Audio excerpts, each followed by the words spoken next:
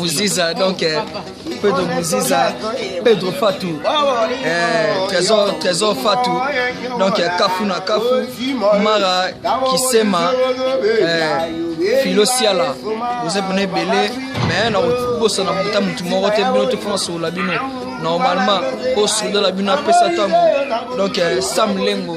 Binoto bose belé ba Eli Biongo ba Tony Twingi ba Getze Samba ba Koza Hilaire na Londres ba Ser Nanga Kwani ba Papa Sui ba Bobby de Londres donc bo konzinanga Ibrahim Nzambe makambo onde yango te makambo yango yo na zonga nano donc ba sa ile mabe ba informer nga mabe nzoka ndezaki na mbongo te bana Londres donc munoko pe betaka libaku talaraka Olimaki de trop, oui, bimaki, mais tu retirer à mon peu, monsieur, tu retirer.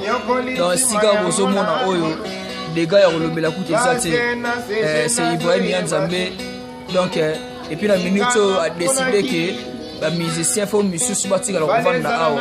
Mais on te confirme que ils ont makambo ya yeme Ibrahim Nzambe la biaso. La minute yo ba déjà baza déjà bazu ba chambre on fanda. Donc tout ça on a conseillé na biso gros bis Kevin Dicap tout ça biso tout. Donc il y a pas de souci, il y a rien à dire. Donc ndeka na lobby ndeka ezali. La minute yo ngapa na bundana, awa mikolo moko pe tatabana. Na luka pele siga repo fona zananga awa. La France a fait ma chambre dans ma yaourt et ratété. Et Nasa n'a pas mikolo à bien qui m'en parlait pour mourir maison les gâteaux. Pour essayer à fond ma repobelé. Dans mignon le bien en côté.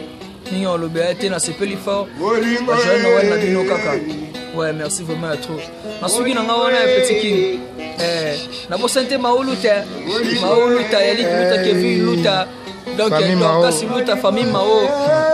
Famille Mao donc na habité à Londres te quoi à Londres pour Mao donc vous belé Wolverine Kinkela Steve Zelo Lord Zelo Orly Zelo Anaïs Zelo donc na bosanité quoi bye bye ba discover yeyo donc les gars Bielo Galor Priscilli les grands paroliers à Maga